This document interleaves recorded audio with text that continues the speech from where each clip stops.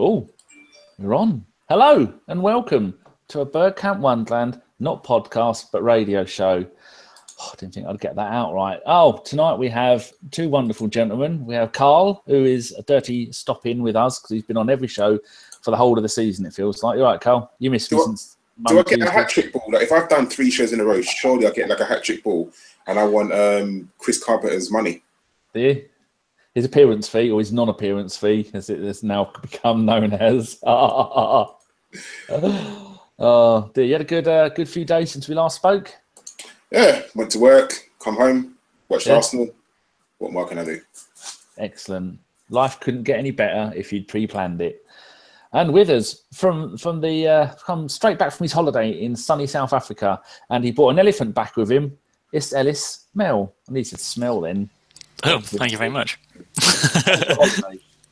Yeah, it was an amazing holiday. Really good. Yeah, just beautiful country. Really, it wasn't sunny though. It's springtime over there at the moment, and there were sort of a few nights when it was probably colder over here than over there when it was here. It was wasn't as hot as it could have been, but there's some nice days. But did you adopt any pets while you're over there?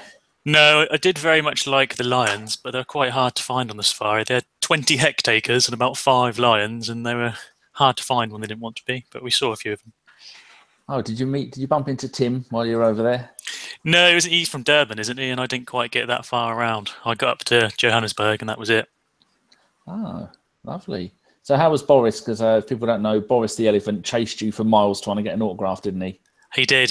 We were sat there, pulled up in our little safari truck, and we had to look down this little watering hole. There's a few elephants, and all of a sudden we're surrounded, and this big old boy, we named him Boris, was coming towards the truck, and we had to reverse the way down this road while they all kept coming towards us.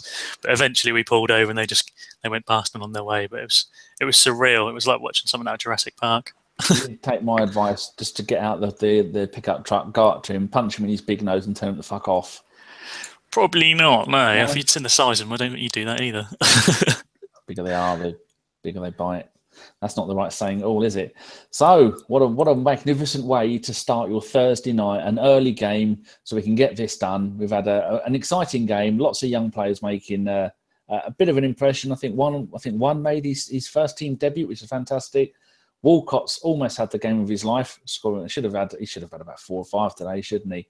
So, start with you, Ellis. Your thoughts on the lineup, and then quick thoughts on the game. I've actually made notes this time, so we're going to go through them in some kind of organised shambles. Yeah, the lineup I thought was pretty standard. I expected quite a bit of rotation, maybe not as much rotation as we did get, but it was good to see some of the younger guys, Nelson, Willock, and Maitland-Niles sort of play a bit more. I've seen a bit of Maitland-Niles already, but not as much of a Nelson and Willock. But yeah, it was good to see them.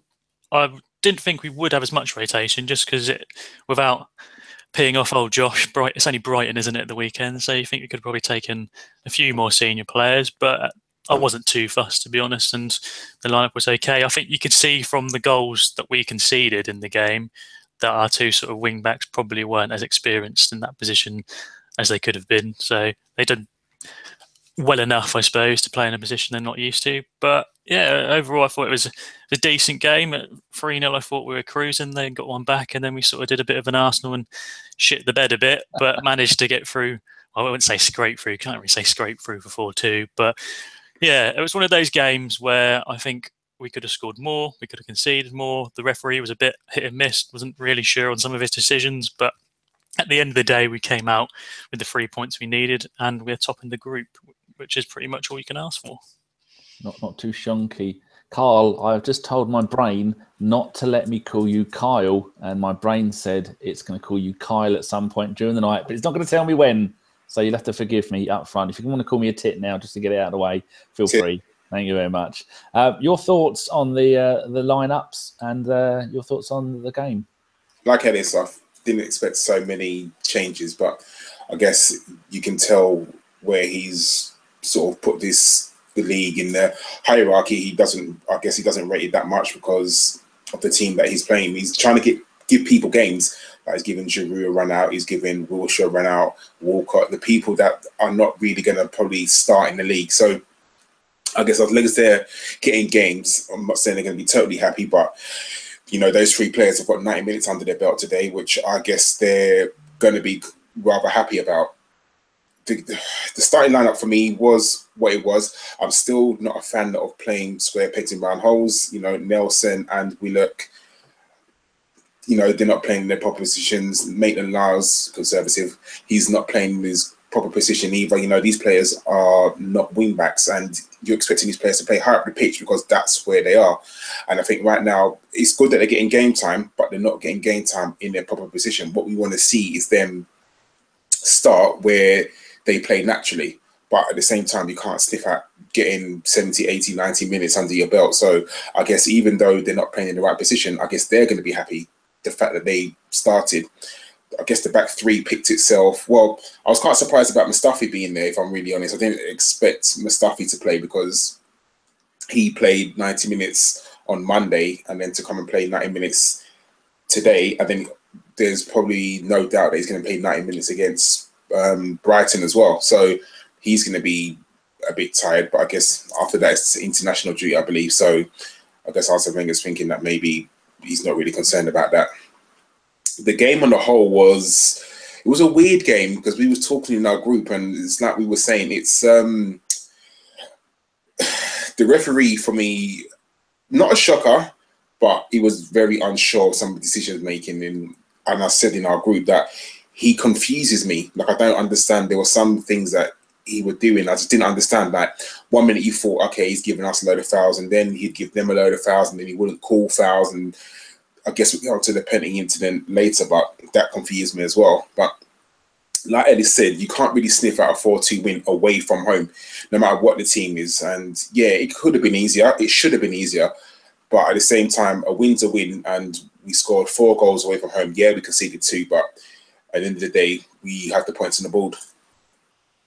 That's well summarised. I think we can all go home now. You know your microphone, Karl, this little sponge of it, give it a little flick just to see if that's big. Click it again. I think you might have got your audio set to your laptop. Yeah. Right. You may have to. You're a bit tinny. Going to say that last time. Sneezing. These things just keep resetting themselves.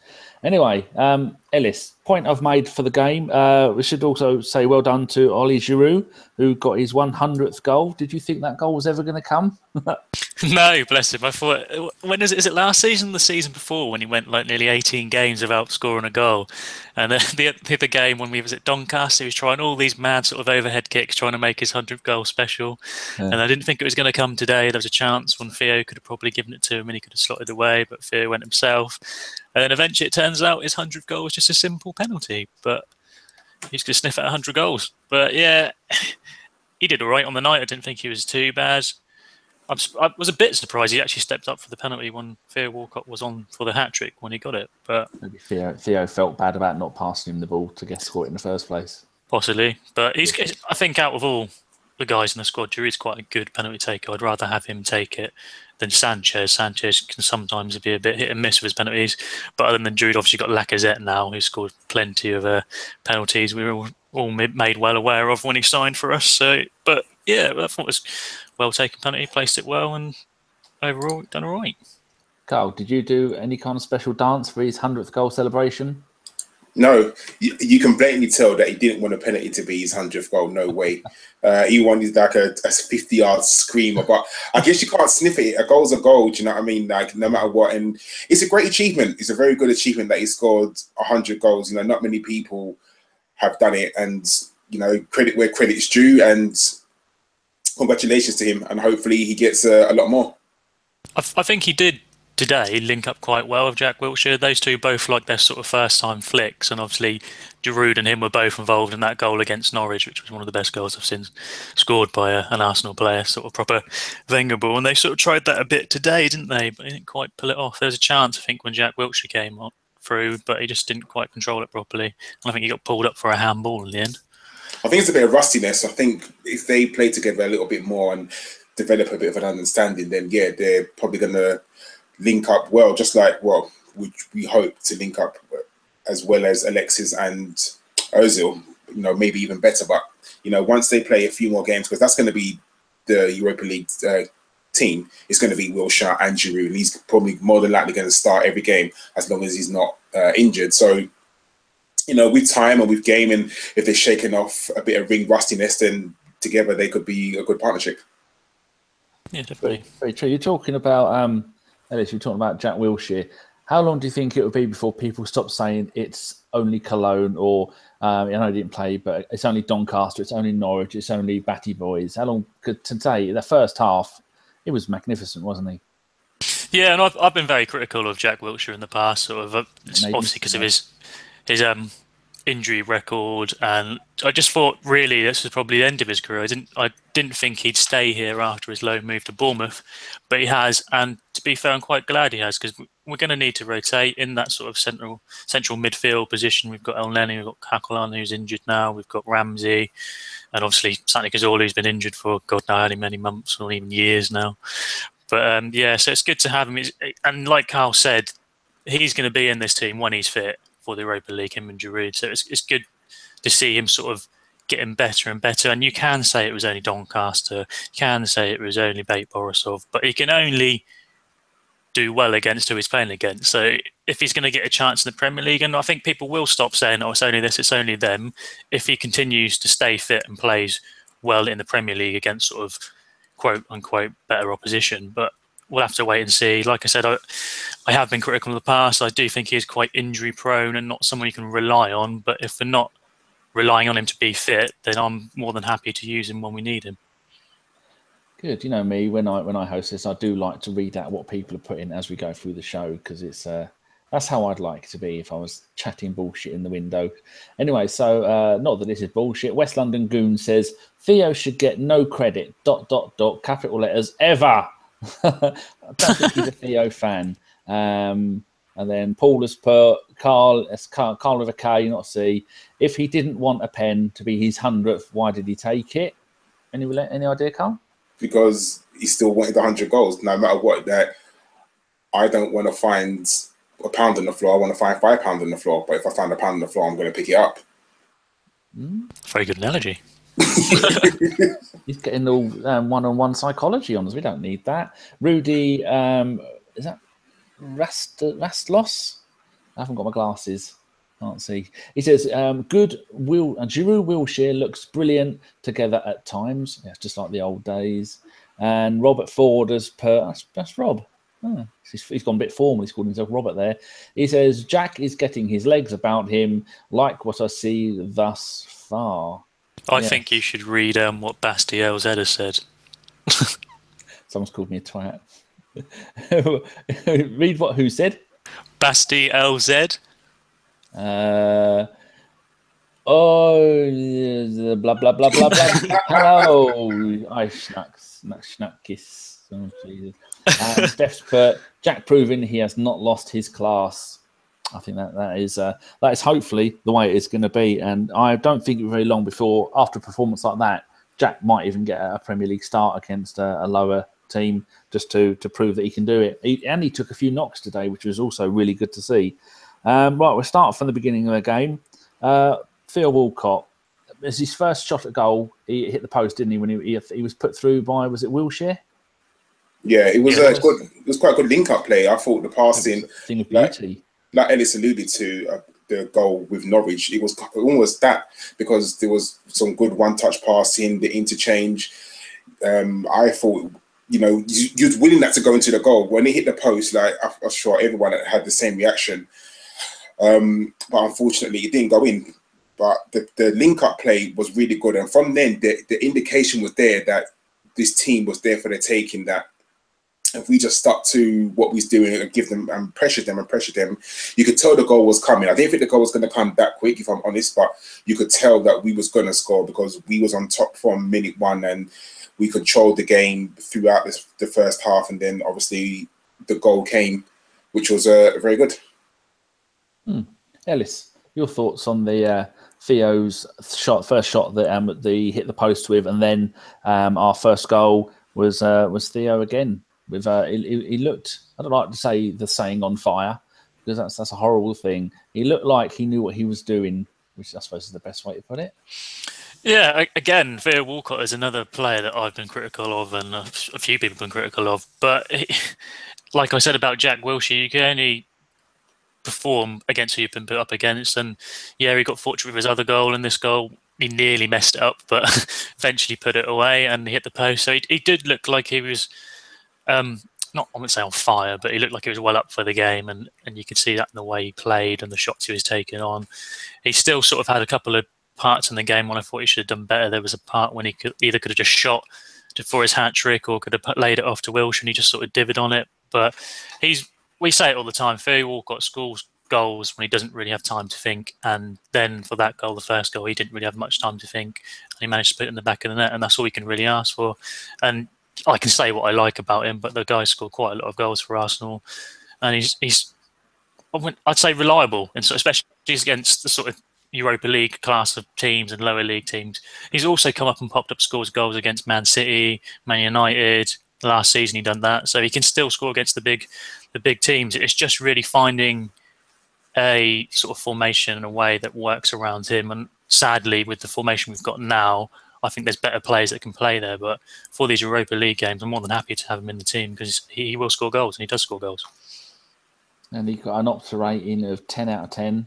And did he get, well, it doesn't show the green thing, but he must have got man of the match because no one else got anywhere close to 10 out of 10. Right, next thing I've written down is Wilshere's goal, not offside. What amazing control, Karl. It was brilliant. It was very, very good. I wanted this game to be Jack Wilshere's game that he got a goal in, because I think that's what he needs. He needs a goal just to sort of settle himself, because you can tell that's what he needs. But it wasn't to be. It was onside, but unfortunately we didn't get a rub of the green. Ellis? Yeah. I was a bit flabbergasted really when I saw it been called offside. Initially, I just assumed it was, and then when I watched the replay, I was like, "Hang on a bit, he's quite a far bit onside." And I think one of the commentators, I think it was John Hartson, was saying, "Actually, he's onside." But speaking about John Hartson, he really did like that Jack Wilshere performance, didn't he? Today, he was waxing lyrical about him, as he kept saying. John Hartson is an awful commentator. Well, he's not a commentator; he's a colour commentator, isn't he? Is it the colour one? The one who's the ex-pro? Yeah, I think that's the way it works. He's rubbish. At one point, he went. You could hear him say to someone, "Did he play for Arsenal?" And then whoever's with him didn't even reply.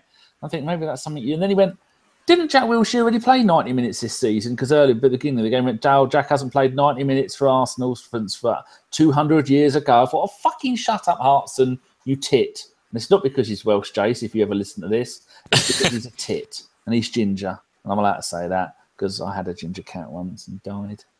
Yeah, no one likes a ginger, do they? Oh, well, I like the ginger ladies. Right, so the next bit I've got written down is the BATE keeper to the Theo goal. Wow, that is, if anyone ever saw me playing FIFA, that's the kind of shit I do all the time, and it drives me crazy when my goalkeeper, I go up, throw the goal out, pick the goal up and throw it. Oh, Everton are 1-1. Is that Fatty Rooney? Twat. So I throw the goal at the opposition striker. Now, they were making out that it's like something that's never happened before. If you ever saw me play FIFA, it happens at least twice a game. So, Karl, what did you think to that? And were you laughing your arse off when you went, that's the easiest goal Theo's ever going to get? I did. As soon as I saw it, I was like, what the fuck? Because you just don't expect that, or you expect it from like one of our goalkeepers, because that's the sort of thing that we would do. But yeah, Theo Walcott, he was running in, and you thought that he may have passed it to Giroud, and you kind of maybe wanted him to, but Theo Walcott, in the heart of hearts, thinks he's a striker. So, and that's what strikers do. That's strikers in large are quite selfish. They want to score. And it just so happens that he managed to get it on target and he scored. So credit where credit's due. And that's when we was cruising. He found it back in the net. And that's what you can ask from Theo. You want Theo to do so much more. But as long as he's scoring goals, what more can you ask from him? Not to have an agenda against somebody in Rose Ed. It would have been. He could have got 5 today if he'd have been any good. Ellis, did you see the look on their goalkeeper's face? He threw it at him and went. He didn't go, "Oh, fucking hell," or punch the floor or have a little cry. He went, well, whatever. More cabbage for soup. Yeah, that was proper strange. And if you ever played pro clubs, you'd see that's something that happens in our FIFA games as well, with the computer-controlled keeper will occasionally try and roll it out to someone calling for it, and one of the opposition strikers will be like, "Oh, Thank you very much. Easy goal. But that's pretty much what happened to Theo Walcott. I think he was a bit shocked because he took a few touches before he tried to take the shot. But he put it away, and it's one of those things when Theo Walcott doesn't have much time to think. He will generally put a good shot in, but when he does have time, he'll dither on it and mess up. But yeah, it was a gift of a goal, and I was thinking at that point at 2-0 up, like he's BATE Borisov here, and bit shit. This Europa League stuff is easy, but it turned out it wasn't as easy as I thought it was going to be. Stan wants to know if he can play me at FIFA. My FIFA should be here in the morning. FIFA 18 for the Xbox. It's then space and then GFP if anyone wants to add me. But if you, as Ellis well knows, don't bother trying to add me to a game because I won't reply and I'll just get the to you. Stop fucking trying to add me. I'm shit at it. I like to play on my own, on amateur level, and it makes me feel superior to everyone else in the game. I thought you were quite right back when you played. I played 7 games and touched the ball 6 times. Exactly. That's what you want from your good right back. You don't want to see him get involved. You know he's having a good game if there's nothing really happening. I went full of bouet. I wouldn't have missed that penalty like Shredder did. I'd have had that in the back of the net. No problem. That's what I'm getting at. Have you got it coming tomorrow? I haven't got it coming tomorrow. I'm probably going to download it. Just a bit easier than popping a disc in. Crazy. But yeah, if anyone wants to join the old Pro Club team, give Stefan Selby on Twitter a message or add him on Xbox. I think the names are the same. If not, it's the tall blonde one on Twitter, and then it's probably something similar on Xbox. I actually had someone message the podcast account through a DM asking for the details. So remind me later, and I'll give them to Steph. Right, so now we're up to, are we 3-0 now? Oh no, 3-0's coming up. A corner, it was a corner, wasn't it? Then it was a little bit of football pinball, and then it went, and Holding was just standing there doing his nails, reading the paper, thinking about what he's going to have for dinner later in the day, and went, oh, I've scored. I think he was quite shocked at that, Karl, wasn't he? Yeah, and I'm happy for him. You know, he hasn't had the best time at the beginning of this season, has he? He's been subbed a few times. He hasn't had quite good games, but you know, I'm happy that the guy's got his first goal for Arsenal. I'm extremely his first goal, right? Yeah, I think that's what they said on Arsenal, so it could have been his 15th for all we know. No, but I'm happy for him. You know, his celebration kind of reminded me of when Carl Jenkinson scored that tapping against, was it Norwich? And he ran off sort of like celebrating like he scored like a worldie. No, credit where credit's due. He gets his first goal for Arsenal. He's happy. So, you know, it's not very often that we score from a set piece. So you've got to enjoy it when you do it. Well, it's something that you won't ever forget. I don't know what team he supported as a kid. I know he's from Bolton, so he'll probably be a Man United fan. But yeah, I usually like to try and find out who they. I shouldn't really read what you lot are typing in there because it puts me off my stride, and I'm trying to do the tweets. Yes, Ellis, what did you think about it? Was it? Did he have any idea what was going to happen? Because it went in off of his right foot, didn't it, or his right shin? Right shin, I think. Or did he stick a leg out for it? Did he start to make a move for it, or did it just complete luck?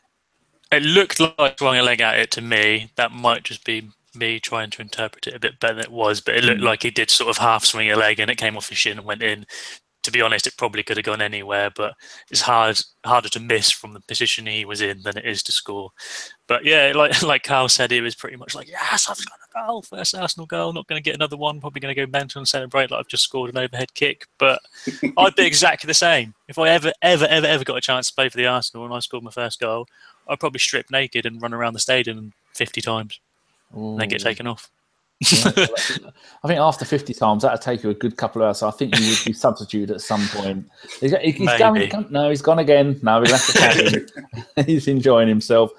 Now, I don't really remember too much about the goal that we conceded because I was still giddy as a little lamb, thinking we're going to win 15-0, or as Goonaholic sent me a message, it's going to be 8-3 now. And Gav from She-War sent me one saying it's going to be 10-1. He wanted to change it to 10-1. He was having his dinner. I think he came in at 3-0. So we thought, here we go. It's going to be an avalanche. But then we went into Arsenal mode, didn't we, Karl? And then they have a corner, and it came out. They crossed it into, and then one of their blokes headed it in, and the spinner went, what want we to do with that? Oh, it's in the net. It was across from the left-hand side, I believe. Corner.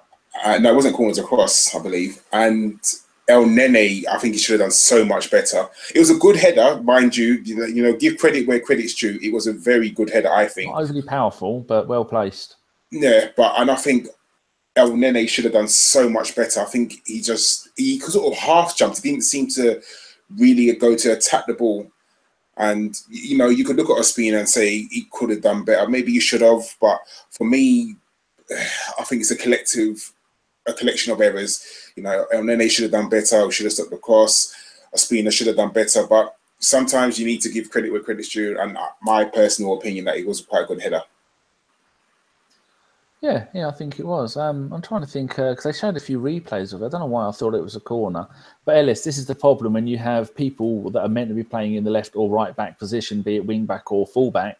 Then when you've got a couple of wingers playing there and they're new to the playing in the first team, these kind of things happen, don't they? Yeah, definitely. It's something you sort of saw throughout the game where the players, Nelson and Niles, who you say, are playing out of position. They get quite far up the pitch. I think there was a point one.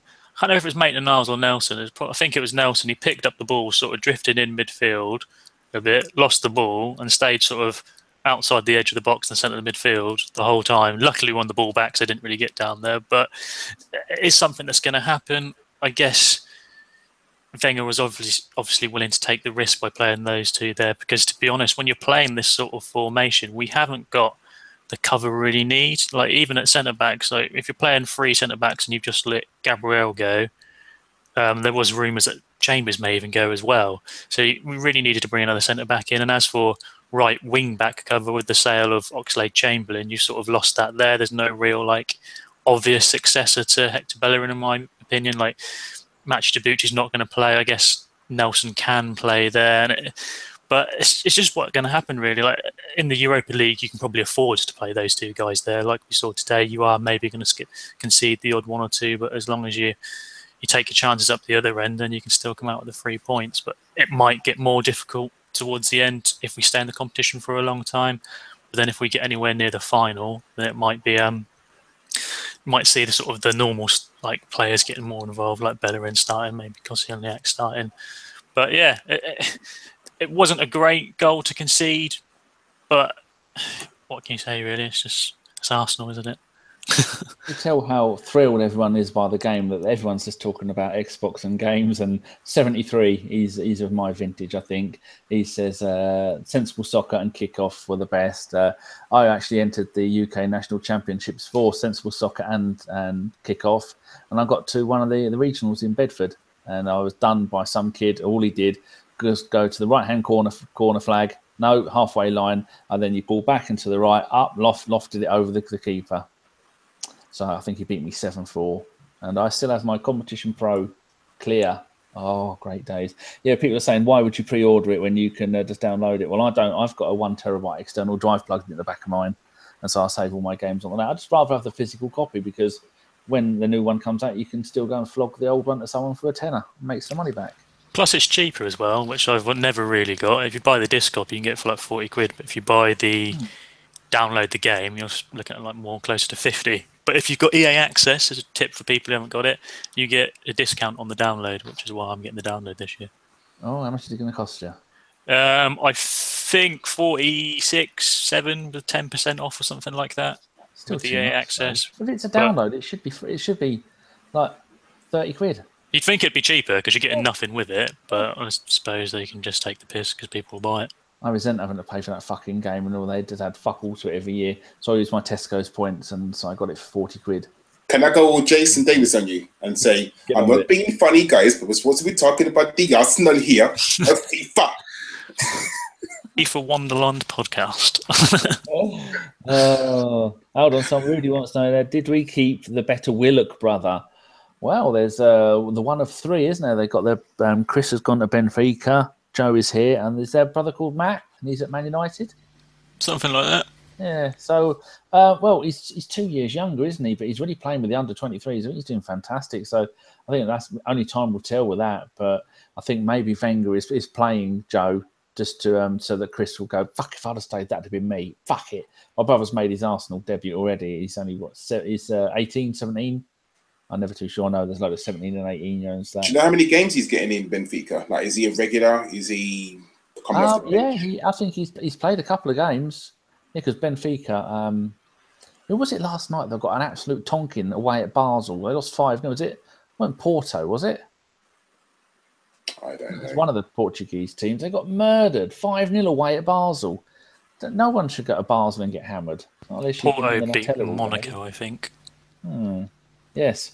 Right, get back on with it because I can see Jack Davis already writing me a hate mail. I'm going to write it in poo and put it through my letterbox. That foul on Willock, as we we're talking about Willock. Thank you, people in the chat window. I'm taking notice of what you're saying. Yes, when that. Ellis, tell the people who may not have seen it what happened to poor old Willock. He's lucky to be alive. I can't remember the name of the guy who did it, but he was a dirty little bastard, and he was running away from a Willock and just sort of swung an arm at and hit him in the face. And to be honest, the referee was right in front of it, so I was a bit aggrieved that guy didn't see red. But the referee all game was a bit odd, is the word I'd use to describe his job that he did today. But yeah, I'm surprised he managed to stay on the pitch. BATE or is it BATE or BATE? Because I've had loads of people call it different names all the time. They're just calling Batty boys because you don't like them. We went all Ali G. Look, it's all getting sweary in there. Can someone block Shredder? He's getting all Larry just because I pointed out earlier that he missed a vital penalty when we played. Poor old Shreds. But yeah, I think he definitely should have been sent off, but he didn't. And luckily it was I know. It's just strange refereeing all game. There are decisions where you think that should be a yellow or booking or nothing, and he gives something for it, or obviously with the penalty, which we'll come on and talk about later. But yeah, just strange refereeing. There was a challenge on Jack Wilshere beforehand, the two-footed one. I don't know if anyone saw that. I thought that was that could have been foul as well. Yeah, so it was slightly from behind as well, wasn't it? Sort of like an angle, like half behind, half sort of from the side, but it was dodgy. And that wasn't even a yellow card; it was a nothing. So that's when you knew that the referee was just having very, very strange feelings about the game. In my notes down the bottom, I put refs seem to only have a vague ideas of the rules of football. I think that sums him up quite well. Corey is, Corey is just joined us, and he wants to know how did Super Jackie Wilshere get on. So in 3 words or less, Karl, how would you Corey? How would you describe Jack's performance tonight? Decent. The word I'd use is decent. I'll use it 3 times then. Decent. There you go. He thinks he's decent. Ellis, can you do it in 3? Decent. I would say encouragingly decent. Right, hold on. What's Corey put now? Jack will need to find some fit. Yeah, well, last game against Cologne, not Cologne. Was it Cologne?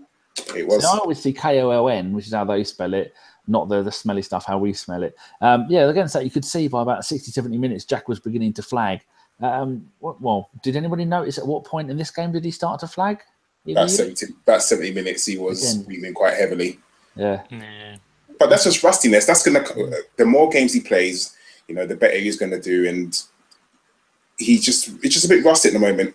He'll play against who we got in the group?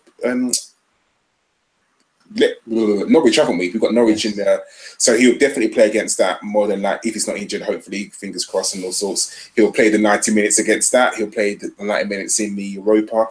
And, he might get a few league games. So you never know. He might even get a tiny little run out against Brighton.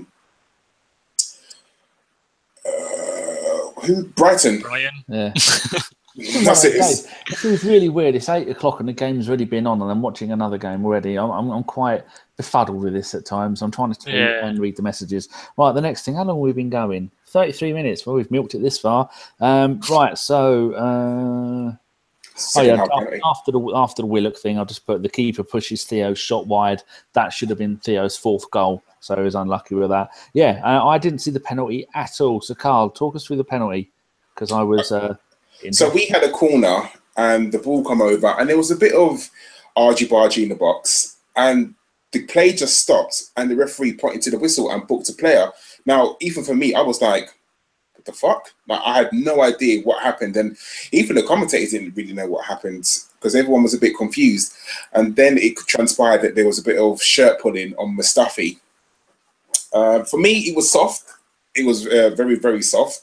But at the end of the day, I don't really care as long as we get the penalty. I know what, and I think we were talking in our group, and you know, there's meant to be a clampdown of players putting shirts in the box, and I get that, you know. And if every referee was to referee the game to the letter of the law, then there'll be probably about 6 or 7 penalties per game.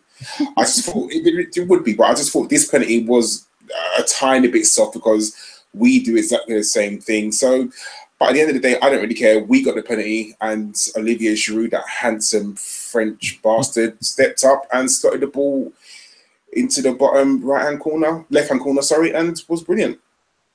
Ellis, did you see the Sanchez wanting penalty at the weekend? Was it anything like that, where with the shirt grab? I'd probably say there was more to Sanchez's shirt pulling episode than it was to the one of Mustafi. Like, it wasn't a massive handful. And to be honest, when I first watched it in real time and then when they pulled it back, I was just as confused as the commentators were at what had happened. And when you watch back, yeah, it is soft. But there was it start of last season, they tried to clamp down it in the Premier League, and you were seeing a bit more sort of calls coming up for it, and it just sort of died out. So at the end of the day, it's gone in our favour. If it went the other way, like for the rest of the game, I was shitting myself that every time they had a corner, one of our players might tug on their shirts and the referee might try to like even it up a bit. Yeah, but it didn't really happen. But like I said, it doesn't matter because we still won 4-2 and it didn't really influence. You know, obviously, we would have probably won anyway, and it went in our favour. But that's why people get pissed off with the referees, because there isn't really any consistency. Yes, it is in the rule book that if you pull the shirt, it's a penalty. But you see it, especially in the Premier League, happening all the time, and no one really gets pulled up on it. So, but what are you going to do? Not grab someone's gentleman's relish like the Everton bloke just did. He'd been stood on him. He went to go and he grabbed the whole bloke in his crotch. Excellent. Lovely. It's that kind of game. It's lovely. Right. 4-2. Now, this bit I did kind of see out of the corner. What was I doing? I don't know. I think maybe I was coming in here and stuffing my face full of Danish delights. So I've put 2 lazy tackles, a slip, and a very poor parry from Ospina, Karl. Ridiculous. I mean, from start to finish, it was a comedy of errors. It was bad defending, but Ospina, I'm sorry, he's got to do better than that. He has to. And in our group, I just put Ospina is shit. I said it because it was ridiculous. The worst thing is if you parry it, okay, but parry it to the left or to the right, or push it out of play. He literally blocked it and hit it straight to the BATE player, and he just came in and slotted it in. And you think to yourself, you've got to do better than that. He has to. I think that was really, really bad with Ospina. But again, it's a comedy of errors from everyone. It was a collective letdown of our defensive game, and it's something that happens all the time. But the Ospina save was ridiculous. It really was. Well, we got any final words on the Ellis save, Ellis? No, the Ospina save, Ellis. Well, that save from Ellis was something else. Wouldn't happen. We had a player called Ellis. No, when Karl popped that comment on the Ospina in the chat, I tried half-heartedly to try and stick up for him, because there was, like Karl mentioned, a catalogue of errors beforehand. Per Mertesacker went to ground, didn't really make a good challenge. Rob Holden seemed to lose his man and his footing a bit, and it just, like, to try and half-heartedly stick up for Ospina, he is pretty much put in a shit area, and he did okay to get a hand on it, but like Karl says, he should have probably tipped it around the bar or not straight to the BATE player, but he did, and the player put it away. But these things are going to happen. I do like Ospina slightly, but he reminds me of when Szczesny was just breaking into the team. Szczesny, when he first started coming, would make these good saves, these good sort of first-time saves, and Ospina did make a couple of good saves during this game, but just the decision-making, and it's just not all quite there, and it confuses me. But we won. I don't mind. As long as he's only playing in Europa League and not in a high-profile Premier League games, then we'll be all right. That's a great save from the whoever Everton are playing, punched it away. Yeah, it's like there's that Twitter account. You only had one job. Well, Ospina tonight, you only had 2 jobs, both of which you failed. Holding, it says here on whoscored.com that Holding hit the post or the bar. I mean, did I miss that? Or he did from another corner. So we had another corner, and both Per and Holding went for the ball. The ball bounced, and Holding tried to score, but he hit the post, unfortunately. It was almost an open goal, but he kind of rushed it at the same time. Oh, well, there you go. That's a couple of them. Normally I sit there and I do not miss a moment of the entire game, but I had busy stuff today. When So you're awake. I'm going to the dentist tomorrow, so I hope I'm going to get that tooth as well. Oh, bloody hell, finally. I know, they were waiting for the inside of it to heal. I mean, where the gum. Do they I suppose they do the bridge, they fit it up and then do it another time, didn't they?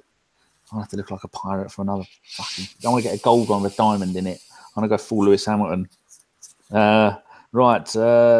Yes, this is else I've made a note of. But second half, they looked very motivated and we didn't look motivated at all. Now, do you think, Karl, that possibly Wenger went to them, look, we're 3-1 up, just go out there and or no, at half time we were 3-1 up, go out there and try and just keep it at that. Don't go, because they're all over the place, and we've seen that Ospina was on one, and that it's a team of players, square pegs in the round holes again. Do you think that, or do you think maybe the BATE manager said to them, if you don't go out there and win this game, it's off to the salt mines?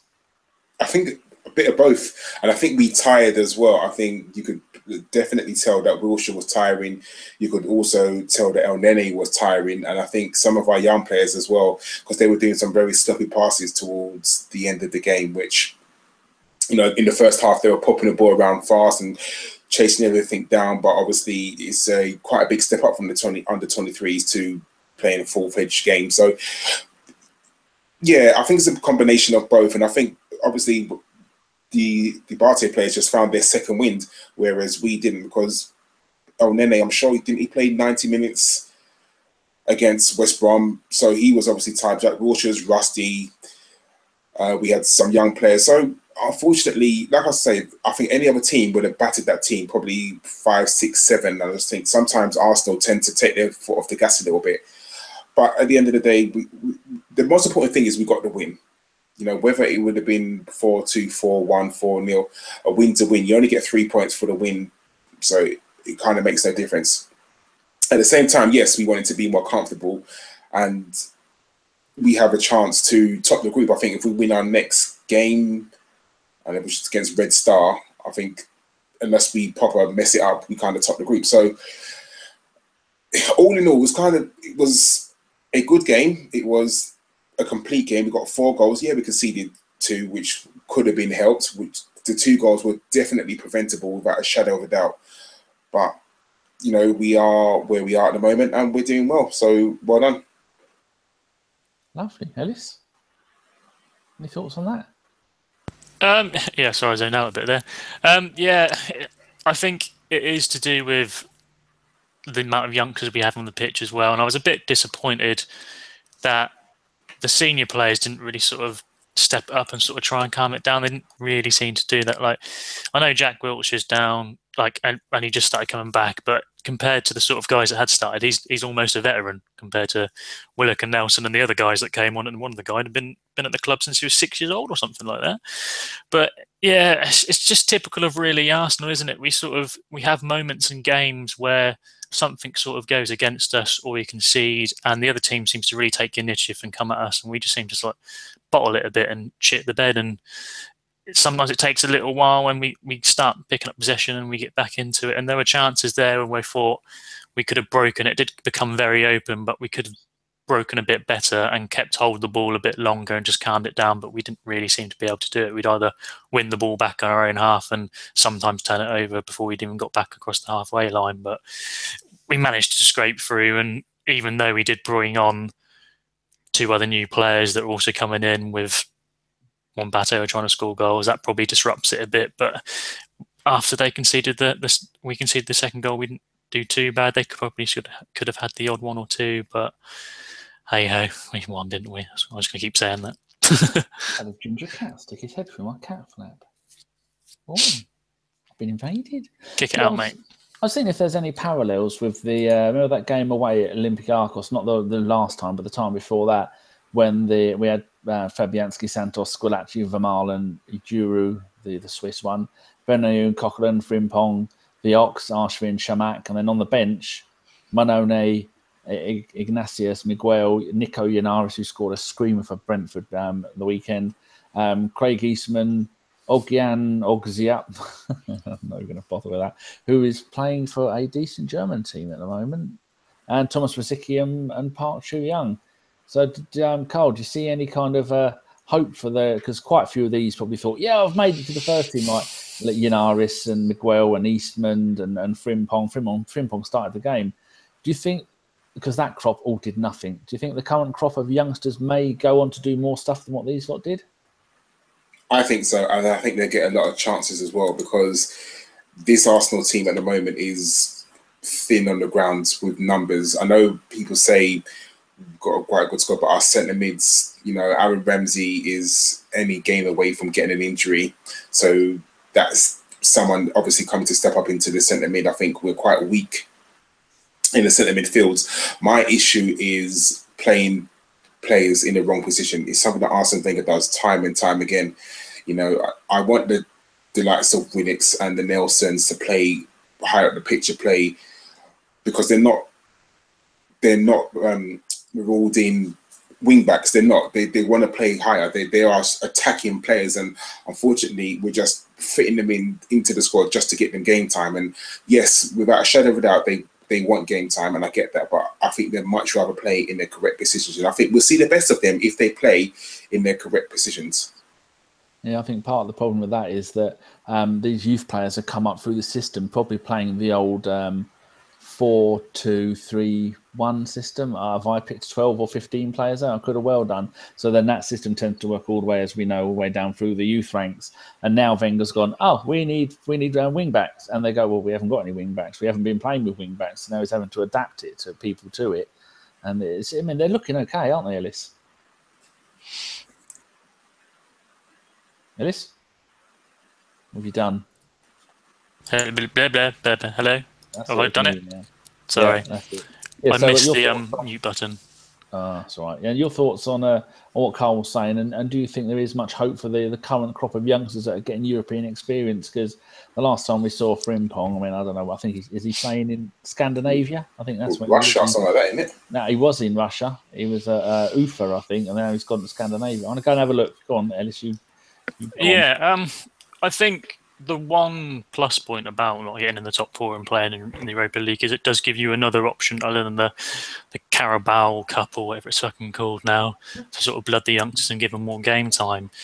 I've liked the look of Nelson. I think he's one of the guys that everyone seems to be raving about. He's scored a few good goals from what I've seen on Twitter for the youngsters. And when I've seen Maitland-Niles play, he's been all right. He's not sort of set the world alight for me, but he's played so many positions. He's played CM, he's played right back, he's played left wing back, right wing back, but he looked okay when he came on the tour with the guys in pre-season. And I did wait and see, really. I'm not sure if anyone will really break through, but I think it's hard for a club of sort of Arsenal's stature are trying to compete in a lot of competitions to sort of blood these youngsters in, because it's going to be difficult. The Europa League gives us a good opportunity to do that, though. So hopefully one of the guys can sort of make it through. But it does depend on circumstances, really. Like with Hector Bellerin, like him getting all depended on Mathieu Debuchy getting an injury and getting a run of games, and Coquelin when he came through was because we had a lot of injuries. So I think it's going to take sort of a bit of desperation and a big injury for any of them to really break through. But hopefully with Europa, they can have a chance to do it anyway. Update on the whereabouts of Mr. Frimpong. He was at Ufa in Russia, then Arsenal Tula, and then he signed for a Swedish team. I'm not even going to try and pronounce that. It begins with an ESK and ends in some other letters. And he left Sunderland in February, and then in August this season he went and signed for a Cypriot team called Ermis. Well, there you go. He's kicking his heels out there, no doubt. Got a feel for someone, haven't you? When they're playing the Champions League for Arsenal, you're going to probably think, yeah, that's it, I've made it. And then your career falls around its arse. I mean, like Ignatius Miguel, last I heard, he was playing in the Spanish second division and not really doing much there. Right, what's the next point that I've written down? I've done the referee, had no idea. Both of our subs are 18-year-old Englishmen. I think that's really good. We were talking about younger players. Of our 18 players in the squad, 11 of them were English. Karl, did you ever think you'd see the day again where we'd have loads of English homegrown players getting game time? I think it's the way of the Premier League now. You need to, because these rules are having to increase our English quota. So I think we need to start blooding these players, because obviously the English premium of all, if you had one England cap, then automatically you have an English premium where you got to add 20 million onto your price tag, unfortunately. So I think we need to start playing these players, because in a few years we're going to have to start relying on them just a little bit more, because we can't afford to be buying these English players from other teams. One, we don't know if we can get them, and two, Arsenal are not going to pay the prices that other teams are going to sell their English players for, which is unfortunate. So it's good for these English talent to come through, because I just feel in a few years they're going to get so much more game time. Just reading some of the comments here. And 235100, I'm never going to say that whole name again, so I'm going to refer to him as Anne, says, remember, it is Arsenal FC, not Arsenal FC. Players will be played in whatever position AW wishes, no questions asked. And Ginger Josh has put, do you think that Wenger is just putting the players out in the wing-back position like he used to, out of the youth players out on the right wing? I don't know what he means by that. But talking of that person who made his debut, Ellis, someone called Matt said he likes my cat. That's Bergkamp. Bergie. Yep, he hates me. He says, what is everyone's opinion on Chupa Chupa Apcom, and will he get game time this season? Shut your face. You've got to be worrying when you're Apcom and you've had 2 shit loan spells. I mean, when you go to Brighton and they were running away with the league and they ended up finishing runners up to Newcastle, and you may have got 5 or 10 minutes at the end of maybe 10, 12 games, you didn't score a single goal, and then tonight we only used 2 subs, and then he didn't even bring Apcom on for a game. Ellis, how do you think Ellis feels? I've done that again, haven't I? Ellis, how do you feel about Ellis? I think Ellis feels all right. That's good. Yeah, Tom, do you think he's got a future? No, I don't think he has. To be honest, I think he didn't really have a future a couple of seasons ago, because his loans, like you say, haven't worked out. And like you say, if you're him and you're sat on the bench and these 2 youngsters have gone in front of you against a team in the Europa League that you have the chance to sort of play your reserves team, and he's not getting picked, you've got to think to yourself, look, it's probably about time that I made the move to a club where I am going to get more of a chance, because I've been here however many years and I've never really taken any chance that they've given to him. So, yeah, I think if he's not off, I don't know how long he's got left on his contract, but I can't see Arsenal renewing his contract with him, so I wouldn't be surprised if he was gone soonish. Oh, do you think he's got a future? No, I think if he was going to be first team, he would have been first team by now. It's clearly he hasn't made the cut, unfortunately, and he comes in a few appearances here and there, but he's not even starting when we play our quote unquote second 11. So I think, unfortunately, that's him done at Arsenal. Yeah, I remember when he was coming through and everyone's going, oh, he's going to be the next great thing, because he's for the under-21s, he's got for Arsenal, England, under-21s 3 and 5, under-20s 6 and 11, under-19s 6 and 13. Then you go and have a look at the loan spells that he's had. He went to Brentford, no games in 4, Coventry, none in 6, Forest, none in 7, and then Hull in the Championship, he did get 7 in 42, but 3 of those were, I think he got an FA Cup hat-trick. And then he was at Brighton last season, he got none in 10. You got to think, well, if you've played at the Championship and League One, and I think he's had he's played 4 Premiership games for Arsenal. He's played 10 games for Arsenal in total as well. Not a single goal. You've got to be thinking, well, you've had more than your fair share of chances. And I'd love to see him make it through, but I've not ever seen anything of him that's made me think, oh, he's the one. He's a new, like Eddie Nikita Unpronounceable, or Donald Mallon, who's now buggered off to PSV. Those 2 players, I look at them and I think, from the various times I've seen them play, I thought, yeah, they are something else. Right. Well, I don't know. Jack Wilshere finishing 90 minutes. That's another really good thing to see. Sadly for Mike from Gooners in USA, Dragomir didn't get onto the pitch, which I think that made him a little bit sad, but he's having a bath of custard. So, and Gilmore, I'm surprised that Gilmore was included in the squad, because he got 2 yellows and a red card for the under-23s midweek, as we lost, or the weekend, I think we lost 4-2 to Everton. But they did have quite a few, because with the players being in this out with the team here, a few of the under-18s must have been called up, because there's a few names there that were from the under-18 team. So we've been going about an hour. Ellis, is there anything else you want to talk about? Not really. To be honest, I think Everyone we've covered everything really. Can we also hello to Dom, because Dom's in the house, so let's everyone take a moment and say hello to Dom. Hi, Dom. My audio doesn't sound shit, you Antipodean shitbag. It sounds okay. It sounds a little bit more beefy because my headphones are annoying. Karl, is there anything else you wanted to talk about?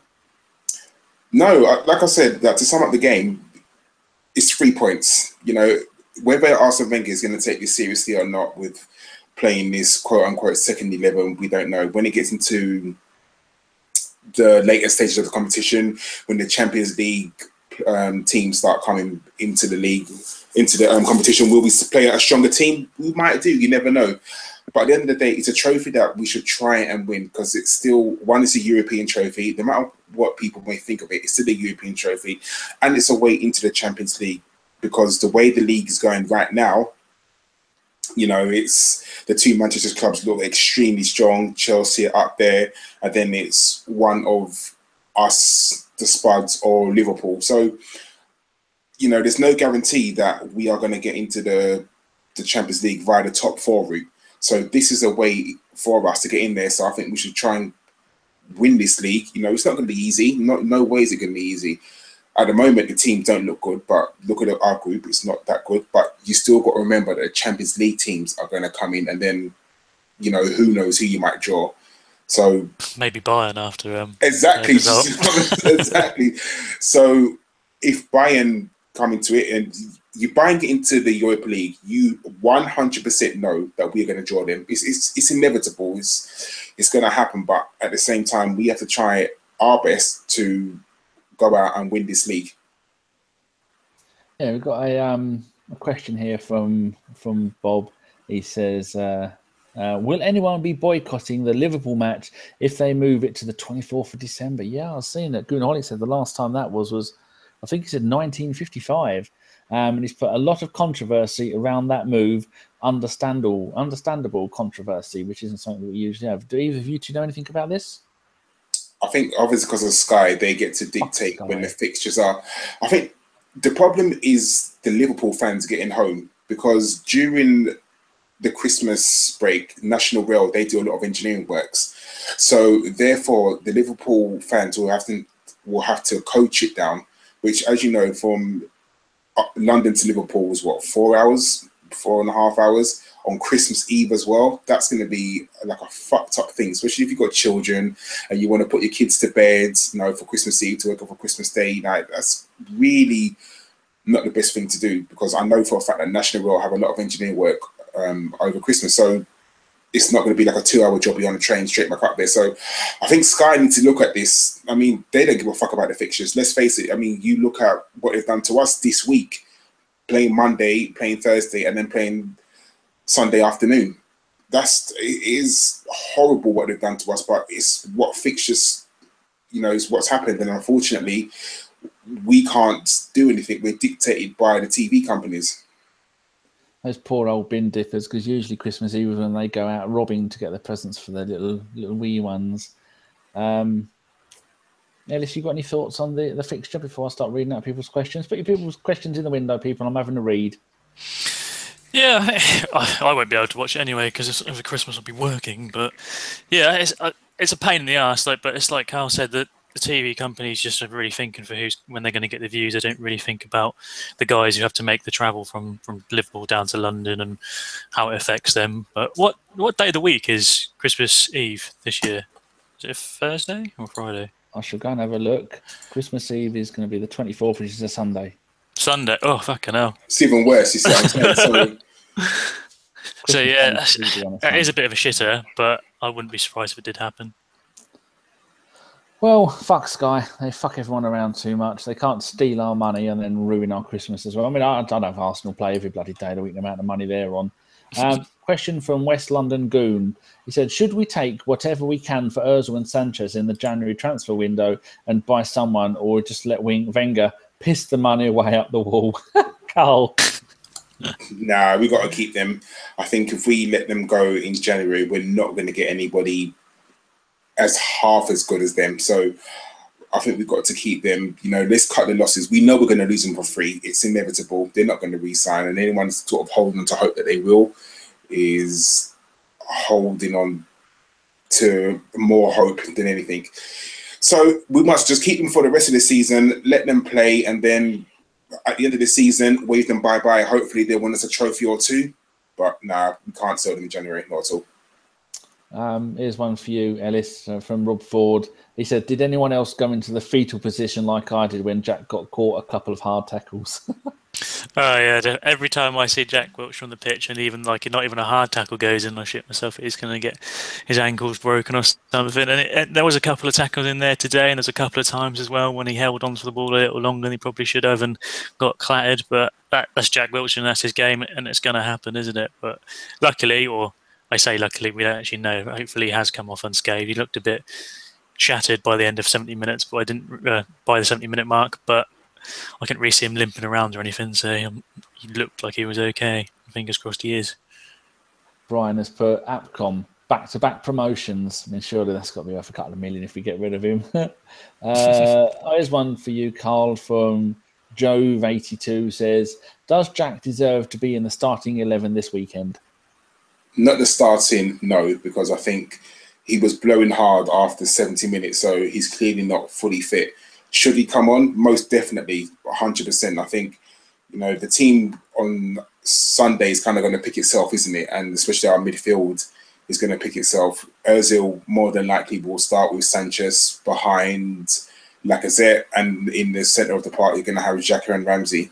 Now, if one of those two have come off, it's against Brighton now. This is Arsenal. Arsenal could easily Arsenal it up, but you're hoping that we should win quite comfortably, because I believe that Brighton have no strikers.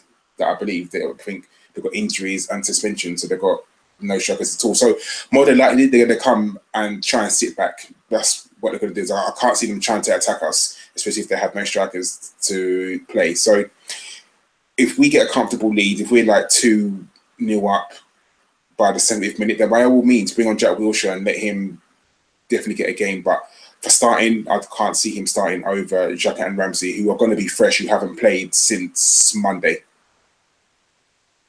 Right, a couple of questions here, managerial wise, from Koa Likes Desi. He says, Ancelotti got sacked by Bayern.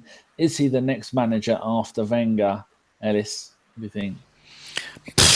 Who bloody knows, to be honest. I think I'd rather have him over Arsene Wenger, but will the board do anything about it? Probably not. And by the time, I can't see, Carlo Ancelotti is one of those managers, he's been around a bit, he's managed a lot of top teams. I don't think he'll be out of a job for too long, even though, I don't think his reign at Bayern was massively successful. Unsuccessful, he won the league in a couple of cups. So, but yeah, I could see him moving on to someone else from the 2 or 3 seasons, like a high-profile team that'll probably sack one of their managers. But I can't see him come to Arsenal now. No personally. And also, while I've got you talking about managers, Ariane says, should we be looking at the Barbican Pirates manager when Wenger retires? Probably not, no. I mean, I don't know what anyone else knows about their manager, but I've heard that he doesn't really show up much. Maybe not to the managing, but not to other shows, other commitments he has. I heard he's got some very nice bed sheets, though. Oh God. Right, this one for you, Karl, from Jim. He says, recently Arsenal seem more tactically aware, like they had an actual game plan versus Chelsea, for instance. Any idea what's the reason for this? I think maybe we're concentrating a bit more. Unfortunately, it doesn't happen in every single game. Against when we played West Brom, you thought that if we were that tactically astute as well, that we could have beaten West Brom by more goals and better. I think sometimes it's a concentration thing with Arsenal. They tend to switch off a little bit. And there were times when, and I mentioned this in the last show, they tend to pass the ball backwards a hell of a lot more now. I don't know if this is a thing that Arsene Wenger has drilled into them to say, if you've no pass it backwards and let's start the attack again. But because there's times when we're on a break and you think, right, 2 more passes forward and we can get there. And then someone will control the ball and then pass it backwards. And you think, oh, for fuck's sake, why have you done that again? I guess there's a reason for it. I think they'd rather retain possession. And that's what the Arsenal game's about. It's all about retaining possession. And I get that. But I think there were times when against Chelsea, it reminded me of the Man City game where, although we didn't win, I came away feeling upset that we didn't beat Chelsea. Now, who would have ever thought that I would have ever said that? But sometimes you go to Chelsea and think, oh, we played shit. We deserve to get beat. But I thought we played very well against Chelsea, and he's right. We had a game plan. We went there and we executed the game plan. It just seems that sometimes we don't do it all the time. Well, there you go. That's a very detailed answer. Hope they like it. There's one here for you, Ellis. From Walrus, the Walrus and the Hedgehog. He's American, so he's North American, probably. Does Sanchez turn the ball over more than any other gunner in the Wenger era? And for people who don't, that probably means give the ball away. Oh God, that's a bloody good question. I don't know. He seems to do it a lot, but that's one of the bugbears that people have about Sanchez. But at the end of the day, he does pop up with goals and assists. Well, he has been recently. Well, not quite recently.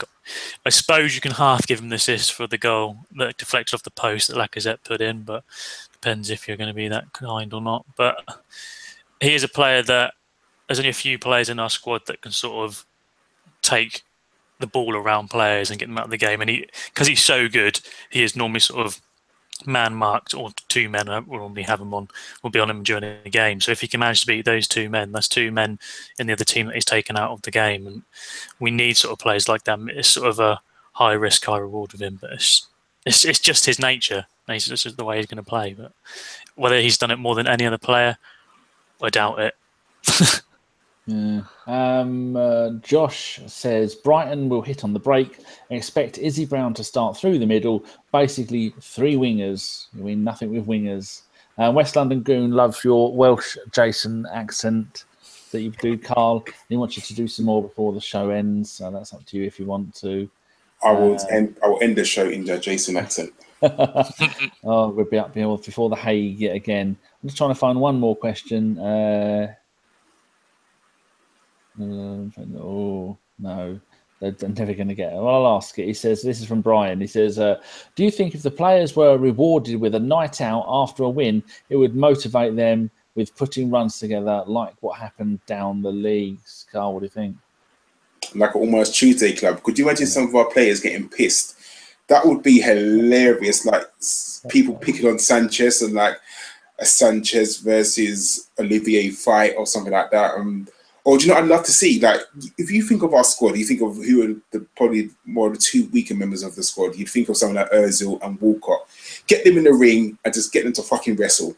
That would be absolutely hilarious. And to see them two go at it. Like, it would be, or even Sanchez versus Kolasinac. That would be a fucking good fight. It really would. Ellis, what do you reckon? Probably Kolasinac, to be honest. Like, I think he's probably the hardest guy in the squad, and he does look a bit mental. But yeah, Sanchez has got a bit of that short man syndrome, so yeah, that'd probably be a good fight. Oh, here we go. Josh wants to know, should he have a burger or a panini for lunch? Well, a panini is a football sticker, so I'd stick with a burger. Make sure it's well done, because they're probably going to use cheap meat. He might be on a diet, so a panini sticker might be good for him. Oh, I haven't seen Betty. If anyone sees my cat and Betty, do let me know. Right, I think we've whittled on long enough. How long we've been going? I've got to look underneath the camera. It says 1 hour, 7 minutes. That'll do. Right, Karl, have you got any wise words to give to the wonderful listeners before we go? We are where we are, and let's hope that against Brighton we go and we win. I said beforehand, we can't really look at other teams. We have to look at what we're doing. We can't do nothing about them winning until we play them. Once we play the Manchester clubs, that's when we could do something about trying to affect their run of form. Yeah, they both look strong at the moment, very strong. But, you know, we took points off against Chelsea, and there's no reason why we can't do it. And keep the faith with Arsenal. I've not really said that a lot, to be honest, but nothing's going to change until the end of the season. You know, we don't know who we can bring in and who's going to leave. So all we can do is support the Arsenal. Hopefully we'll go on to win a trophy this season. I think that's the minimum requirement. We've got to win some sort of trophy, because I think getting into the top four is going to be quite hard. So on to Brighton, and hopefully we can beat them. Apparently Josh is telling me that panini is a sandwich, then why do they call it a fucking sandwich and stop fucking around with names? Making sure it's like pulled pork. Makes no difference if you pull it. I pull the chicken. We tickle the pork. Is that the next thing? It's bullshit. It's pork and chicken. I actually saw someone saying pulled beef the other day. Made me very angry. Poor cow. Ellis, any final words?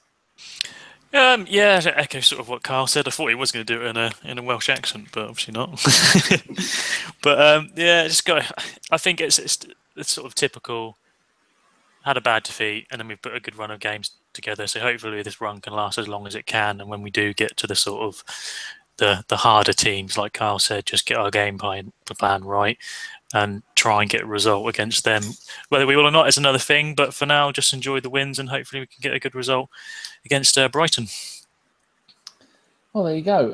The podcast will be back on Monday. Gimli will be back hosting again. Good. If he's off the bus, he got his tyres sorted out in the end. Don't give it a thumbs up or a thumbs down. Don't like it. Don't share it. Don't do anything. Just turn your back on us like a scene from The Mighty Boosh. Slowly turn your back and walk away. 4 goals and an away win. Can't argue with that, but I think this does just show how the early stages of the Europa League are. Group stage, much like the Champions League. I couldn't stand those stages. Sooner the better to make both these competitions back to knockout, 2-leg knockouts. That's what I'd love to see. Bring a bit of fun back into it. Anyway, thank you very much for joining us tonight, Karl and Ellis. Thank you very much for having me. And do you want to say something? In the words of Jason, if you don't like the Arsenal, you can go fuck yourself. I didn't know Jason was Jamaican. He's gone a bit Mugabe on us. I like that. Remember, people, if you liked this show, I have been Aussie Dom, and if you've hated this show, I have been Chris, and nobody knows what Chris looks like because he's never fucking here. Thank you very much for listening, and we will see you later. Goodbye.